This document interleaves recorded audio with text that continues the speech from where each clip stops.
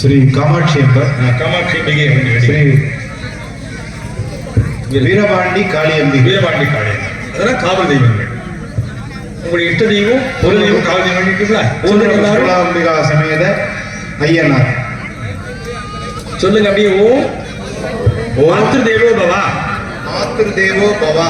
ஓம் பித்ரு தேவோ பவா, பித்ரு தேவோ பவா. ஓம் ஆச்சாரிய தேவோ பவா, ஆச்சாரிய தேவோ பவா. ஓம் அதிதி தேவோ பவா, அதிதி தேவோ பவா.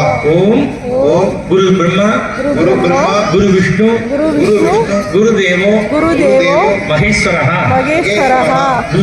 குரு சாட்சாத் பரபிரம்ம தஸ்மை ஸ்ரீ குரவே நமோ நமஹ.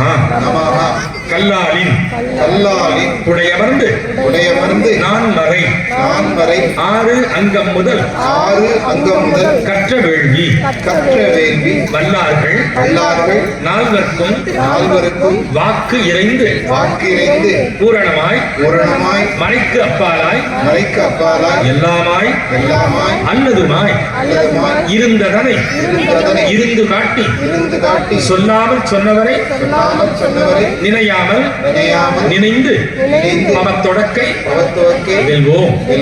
ஓம் குரு வாழ்க, குருவே துணை. குரு வந்தனம் நிறைவேற்றது. அந்த குரு நமக்கு வழிகாட்டியா, அவர் எதுவும் பேசாம அமைதியா வந்து வழிகாட்டுறார் அப்படின்னு தான் இந்த ஆகமங்கள் சொல்றது. நம்ம ஆலயத்துக்குள்ள நிறைய குருமார்கள் இருக்கிறார். அதுல பிரதானமா இருக்கிறவங்க தென் திசையை நோக்கி இருக்கக்கூடிய தட்சிணாமூர்த்தி. அவர் சின்முத்திரையோடு இருக்கார். சின்முத்திரைன்னா என்ன அர்த்தம் அப்படின்னு கேட்டீங்கன்னா, கட்டவரல் இந்த ஆள்காட்டி விரல் இரண்டையும் சேர்த்து நடுவிரல், மோதிர விரல், சுண்டி விரல், இந்த மூன்று விரலையும் விலக்கி இருக்கிறார். இப்படி இருந்தால் இந்த ரெண்டு கையும் இப்படி வச்சுக்கிட்டு இப்படி உட்கார்ந்தீங்கன்னா உங்களுடைய சுவாச பயிற்சி, அதாவது சுவாச குழாயில் இருக்கக்கூடிய அந்த காற்று நல்லா சீரா இருக்கும், ஏற்ற இருக்கிறது இல்லாம. அதுக்காகத்தான் வந்து இந்த முத்திரையை வச்சுக்கிறது. கையெடுத்து கும்பிடுறது ஒரு முத்திரை, நல்லா சமணம் போட்டு உட்கார்றது ஒரு முத்திரை, கால் நண்டியும் பாதத்தை கீழே வச்சு நிமிர்ந்து நிற்கிறது ஒரு முத்திரை, ஒருத்தரோட பேசும்பொழுது அவங்க கண்ணை பார்த்து பேசுறது ஒரு முத்திரை, அவங்கள்ட்ட பேசும்பொழுது பணிவா அடக்கமா அமைதியா பேசுறது ஒரு முத்திரை, ஒருத்தர் பேசிட்டு இருக்கும் பொழுது அவங்க பேசுறதுக்கு நேரம் கொடுத்து அவங்க பேசி முடிச்சதுக்கு அப்புறம் நம்மளுடைய வார்த்தைகளை அவங்களுக்கு பதிலாக சொல்றதுக்கு நம்ம துவங்கிறது, அது ஒரு முத்திரை.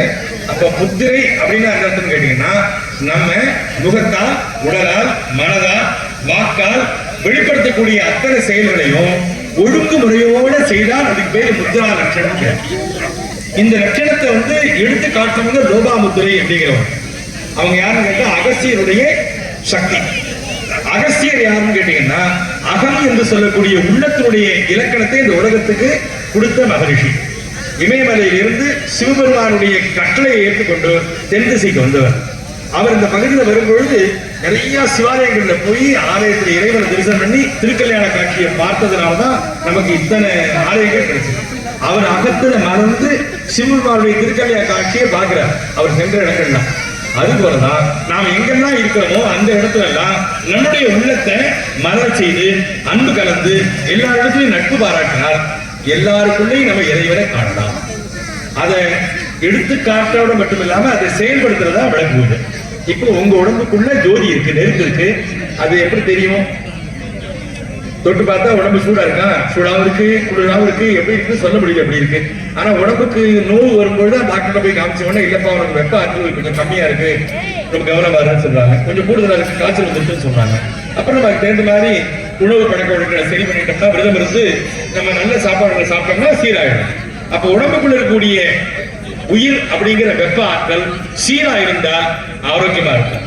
அந்த ஆற்றல் சீரா இருந்தால் மட்டும்தான் நாம் செயல்படும் பொழுது நல்லதை செய்ய முடியும், நல்லதை செய்ய முடியும். உடம்புல எங்கேயாவது நோவு இருந்துன்னா செய்ய முடியுமா?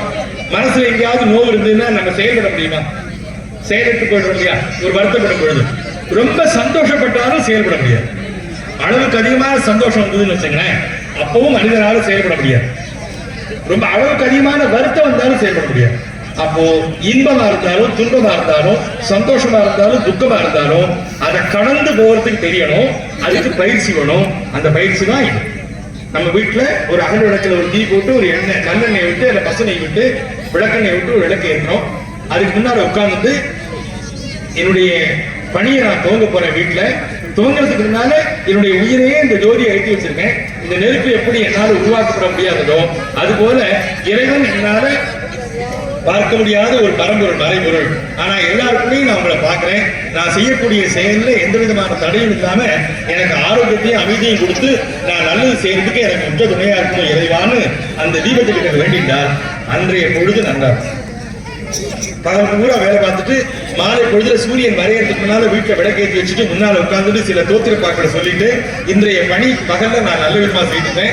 என்னுடைய பணியை திருப்தியா குடும்பத்துக்கு ஒழுங்கிறது நான் செய்துட்டேன். சமுதாயத்துக்கு ஒழுங்கிறது நான் செய்துட்டேன். இனிமே நான் இரவு ஓய்வு எடுக்க போறேன், உறங்க போறேன். தூங்குவது போல் சாக்காடு, விழிப்பது போல் வாழ்க்கைன்னு சொல்லியிருக்காங்க. வெளியும் சாக்காடுன்னா என்ன தெரியுமா?